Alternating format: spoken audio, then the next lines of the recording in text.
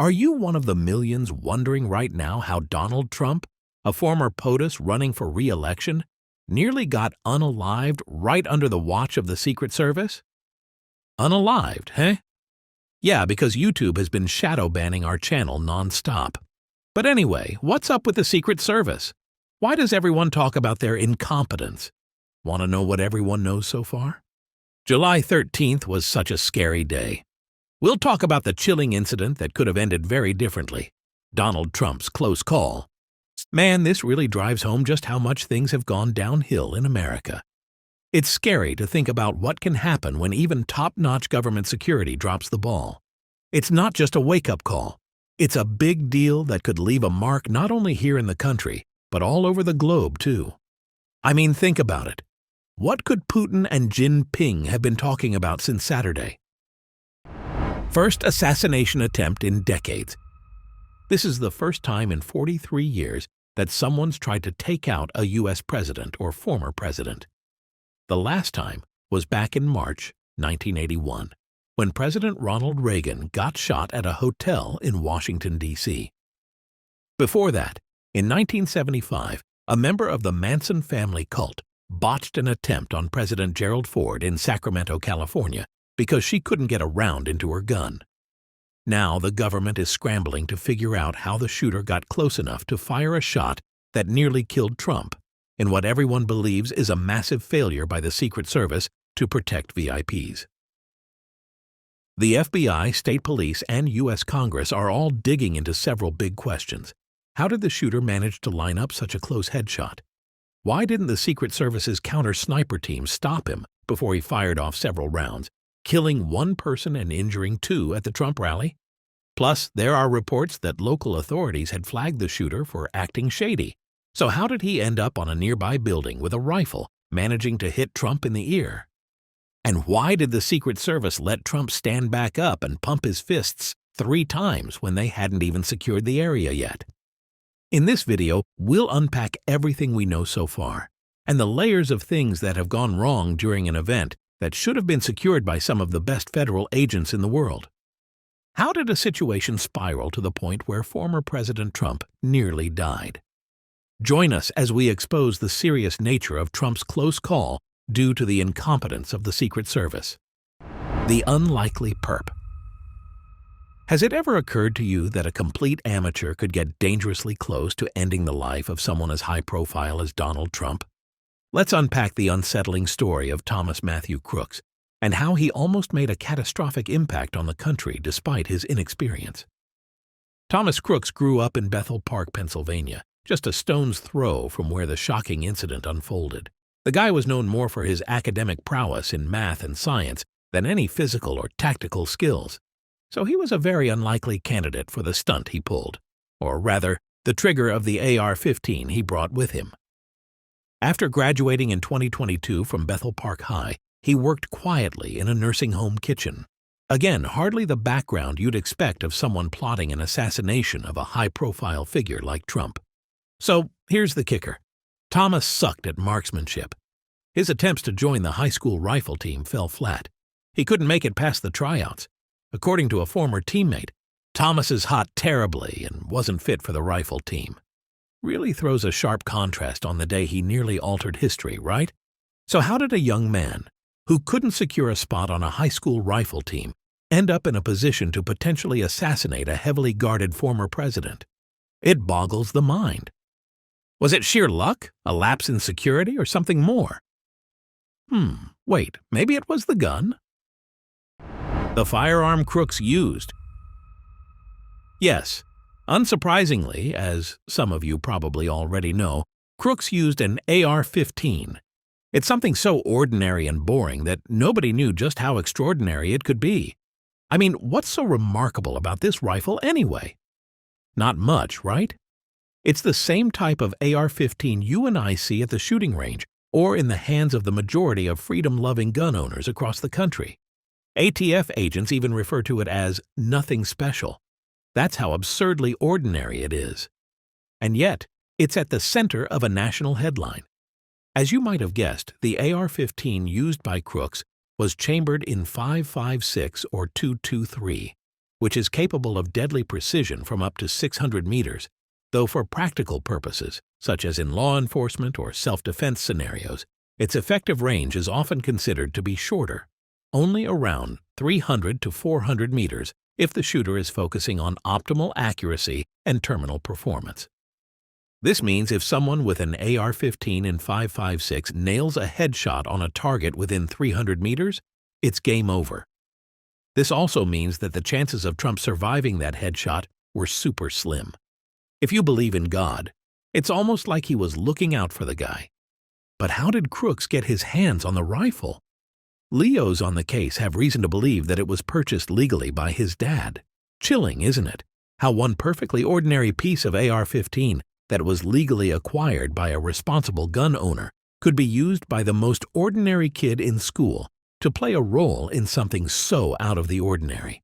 And perhaps the biggest question of all, how could such a nothing special rifle become a key player in an assassination attempt? Let's now shift our focus to the incompetence of the Secret Service.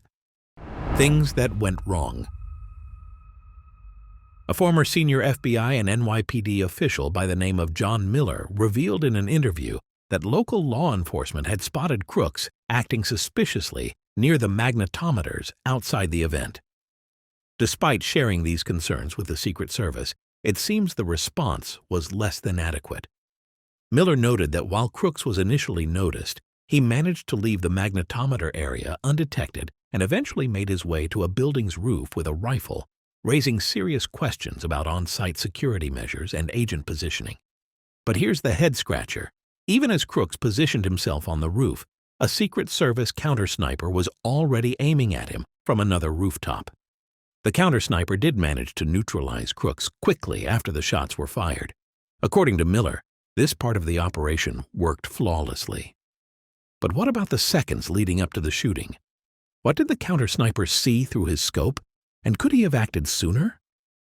The real head-scratcher comes from the initial site security setup. William Pickle, a former special agent in charge of the Secret Service's Vice Presidential Protective Division, mentioned that the Secret Service's security survey typically includes provisions for nearby buildings, ensuring that all such vantage points are secured. Yet it looks like there was a significant oversight regarding the building Crooks used. There was a breakdown in the pre-event intelligence and threat assessment by the Secret Service, which should have prevented Crooks from accessing such a strategic shooting spot in the first place. Think about it. Why was a random building that was only 150 yards away from Trump's lectern not secured? 150 yards is well within the lethal range of a skilled marksman. And remember what I said earlier, that the AR-15s is deadly accurate within 300 to 400 meters? Former Secret Service Director Julia Pearson said in an interview that any location within 1,000 yards of a protectee should be considered a critical threat zone. She mentioned it's just a football field and a half away, a distance where a professional can make a shot that could change history. Despite such clear guidelines, Crooks was able to unleash a few shots from atop a nearby building. One of those hit Trump in the ear, another killed an attendee, a firefighter named Corey Comparatore. The Secret Service sniper really took his time, didn't he? And as if that wasn't enough, at a midnight news conference, State Police Lieutenant Colonel George Bivens pointed out the challenges of securing the venue, which was something the Secret Service did not address as they were absent from the briefing. Pundits believe it could be incompetence or complacency or both. What do you think? Me personally, it's scary how all this reflects the state of our national security. Heck, if the Secret Service couldn't protect someone as big as Trump from an amateur, how do we know our military can protect us insignificant civilians from even bigger threats outside of the country, like Russia or even China? But I digress. The Secret Service can't be any better than the military, right? Just how good is the Secret Service? The Secret Service was established back in 1865, originally to combat rampant counterfeiting, but now it has evolved into one of the world's most prestigious protective services. Agents are tasked with safeguarding the nation's highest leaders, and their expertise in both investigative and protective missions has set the global standard for VIP security. The depth of their commitment and skills is unquestionable. The Secret Service is synonymous with elite training and precision, molding its agents into some of the most highly skilled operatives in federal law enforcement. What makes them stand out? First off, let's talk about their training regimen. Secret Service agents undergo extensive training at the Federal Law Enforcement Training Center in Glencoe, Georgia. This rigorous program spans several months and covers a wide array of skills essential for both their protective and investigative roles.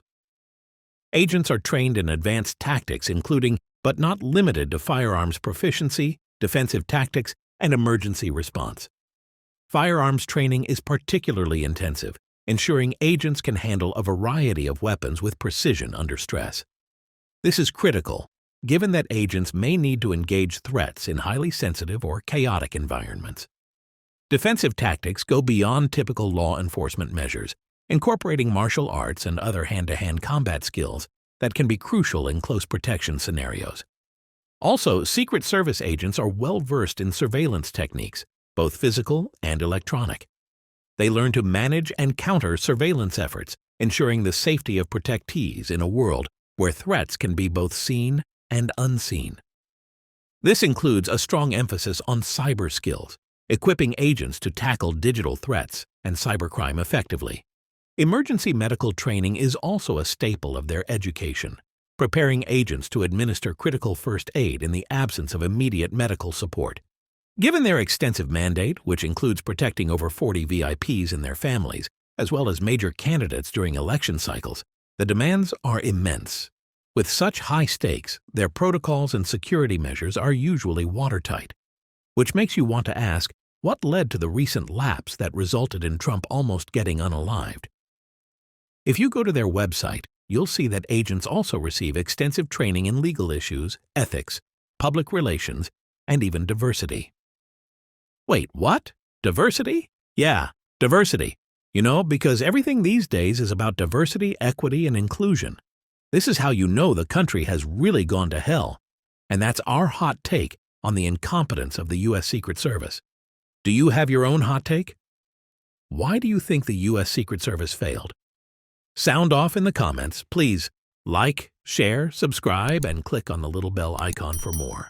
Thanks for watching, and God bless America.